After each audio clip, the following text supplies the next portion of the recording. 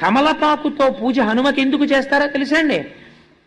మహాధీరుడైన వాడెవరైనా ఉంటే, బ్రహ్మజ్ఞాని మహాభక్తుడైన వాడైతే మీరు తాంబూలం ఇస్తారు. ఆయన మహావీరుడు. హనుమ కన్నా వీరుడు ప్రపంచంలో ఉండడు. ఎందుకని అంటే హనుమకి అసలు ఆయుధం లేదు, ఆయనకి రూపాలున్నాయి.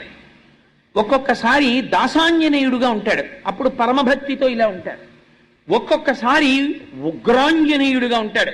మీరు అటువంటి ఫోటోలు ఎప్పుడైనా చూశారో లేదో, చూస్తే భయం వేస్తుంది. అసలు వాళ్ళమునకు తోకతో ఇలా నిప్పు పట్టుకుని నిలబడతారు.